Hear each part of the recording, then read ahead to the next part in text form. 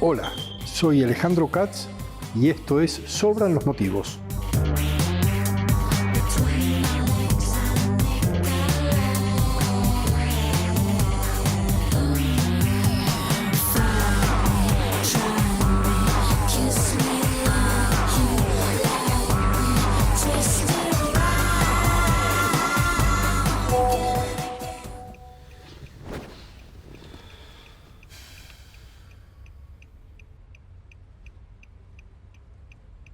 ¿Hablamos? Apostar nunca es un juego. Rompe el silencio. Pedí ayuda.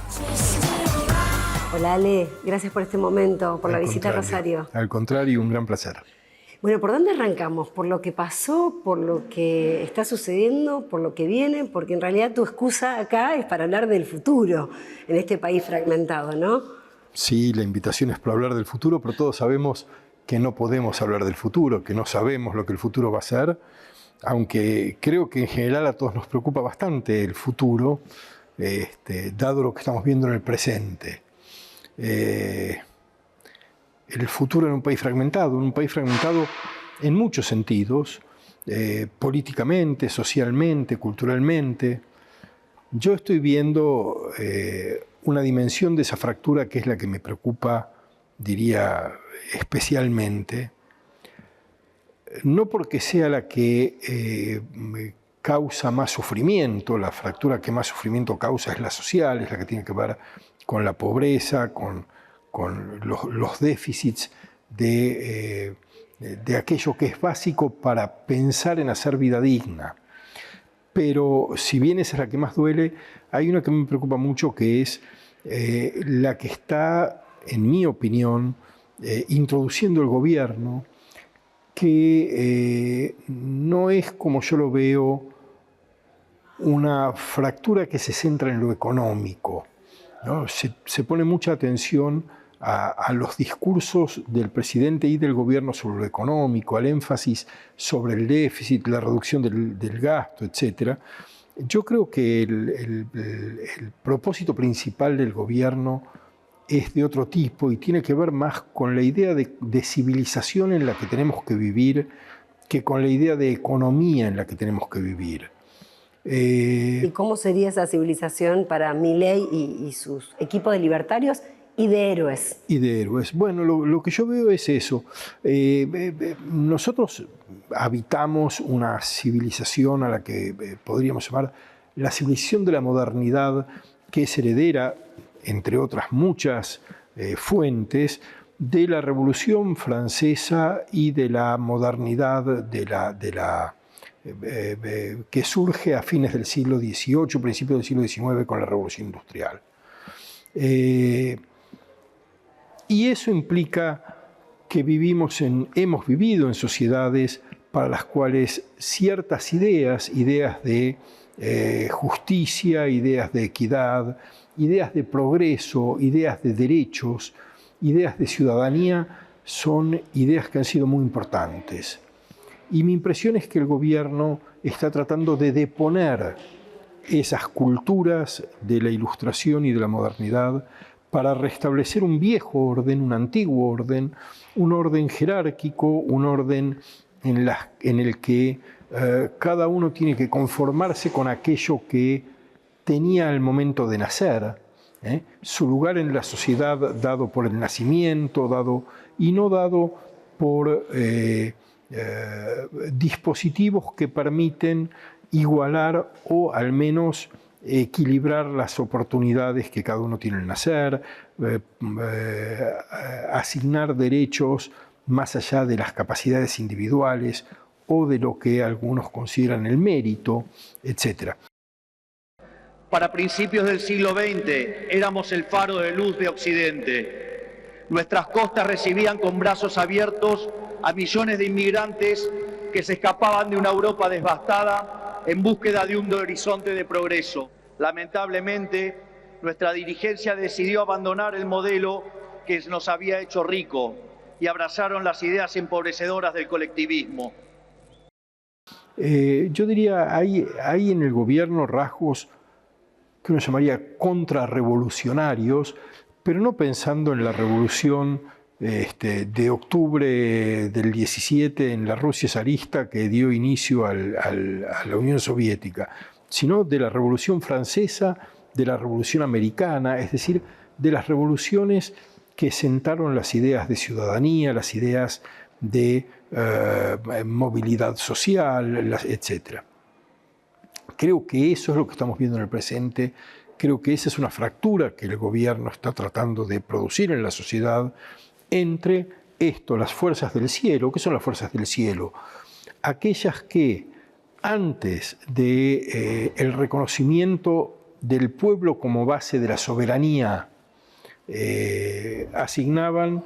El monarca. Claro, asignaban la soberanía a la decisión divina. El monarca tenía era el enviado de Dios en la tierra. Entonces, o sea, ¿Milei sería como el monarca? Bueno, Milei tiene claramente ideas autocráticas, desprecio por la democracia.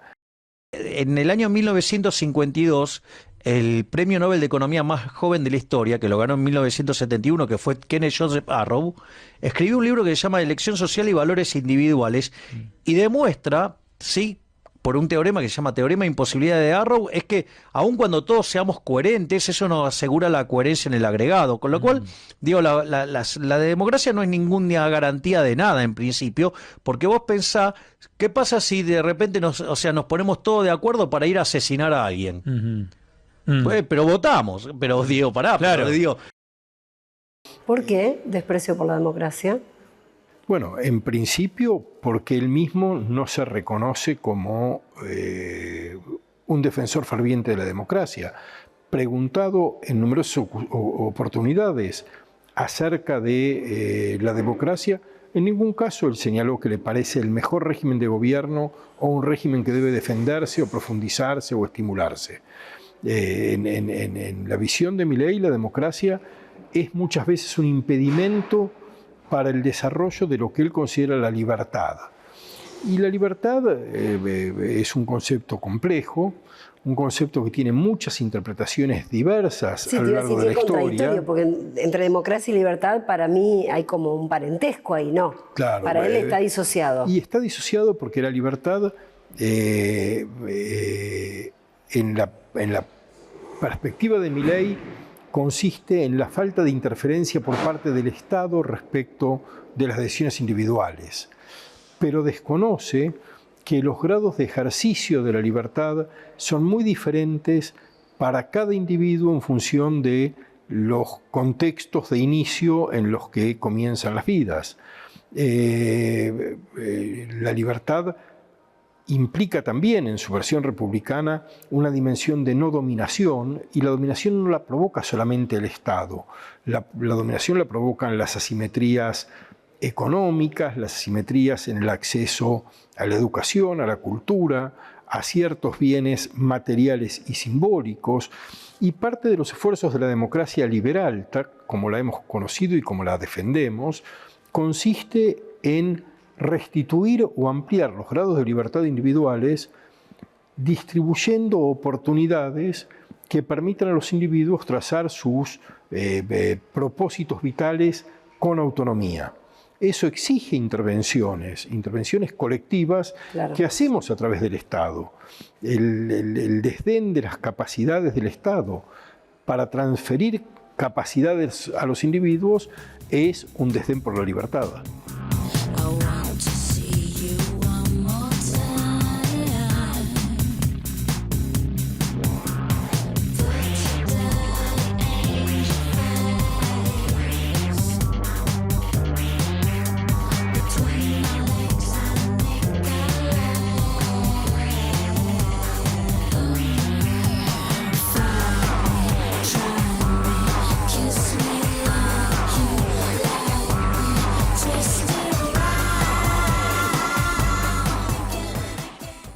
Tenemos un nuevo plan para vos, Plan Red de AMR Salud, con atención preferencial en los prestadores de la red AMR, Sanatorio Aliare, Hospital Español y Cedica, y las clínicas, centros médicos y profesionales de la red en Rosario y alrededores. Plan Red de AMR Salud, tu mejor plan.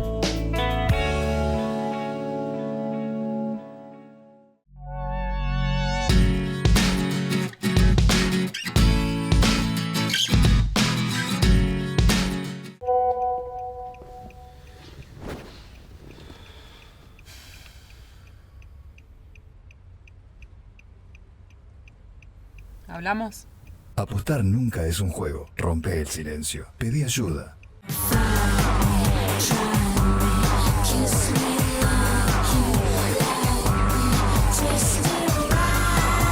¿Quién es Milei? Y te agrego, ¿quién es Caputo? Bueno, a ver. Milei, se puede hablar de Milei desde diferentes ángulos.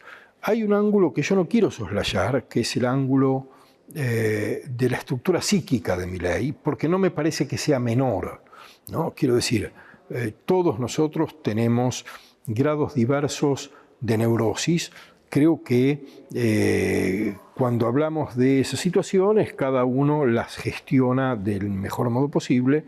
Creo que la estructura psíquica de Milei es de otra naturaleza. De otra naturaleza quiero decir, es una persona muy inestable, evidentemente dificultada para establecer vínculos emocionales sólidos, salvo en relaciones marcadas por la perversidad.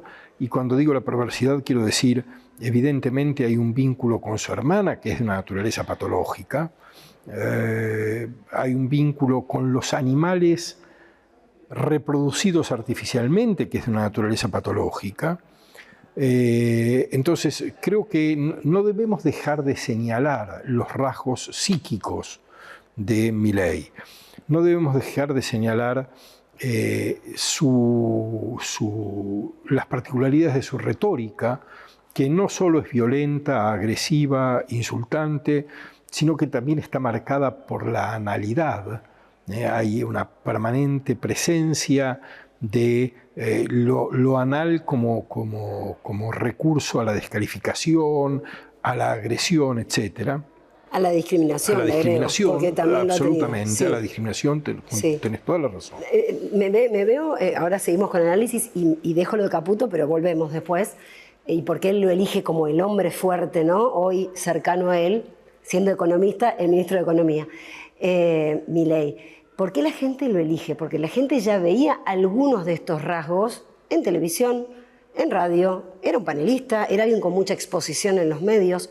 ¿Por qué lo elige? Por ahí te he escuchado decir, la política o los políticos han hecho mucho mal durante mucho tiempo y creo que fue esa. Pero bueno, te dejo... Yo creo que hay buenas razones por las que mucha gente toma esa decisión. Buenas razones desde el punto de vista de quien la toma. Malas razones políticas a mi entender. Pero cuando digo buenas razones quiero decir, yo no descalifico a la gente que decidió votar a Milei. Milei hizo algo que ninguno de sus oponentes pudo hacer, que es dar una explicación de las causas de las dificultades de la sociedad argentina y proponer un modo de solucionar esas dificultades. Yo no creo que las causas que él atribuye a las dificultades sean las correctas, ni que el modo de solucionarlas sea el correcto, pero creo que es el único que identificó culpables, que identificó problemas y que propuso soluciones y de ese modo alimentó expectativas e incluso esperanzas. A todos los argentinos de bien, este 22 de octubre los invito a dar vuelta a la página y dejar atrás al kirchnerismo y un modelo que destruyó el país. Décadas de fracaso, empobrecimiento, ñoquis de la cámpora, inflación descontrolada, jubilaciones de privilegio y yates en Marbella, corrupción impune, inseguridad en todas las esquinas y jóvenes que se van del país. Los invito a empezar a escribir juntos una nueva historia, la de un país libre, próspero y pujante, un país que sea una tierra de oportunidades, un país donde la inflación sea solo un mal recuerdo, un país seguro, donde el que las hace las paga, un país sin privilegio para los políticos, un país que le dé esperanza a los más jóvenes, un país donde todos recuperemos el orgullo de ser argentinos. El kirchnerismo es la versión más burda de la casta política que tenemos que desterrar.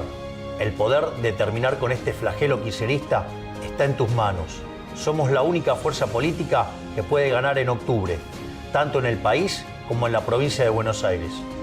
El 22 de octubre, con tu voto, podés hacer un cambio de raíz.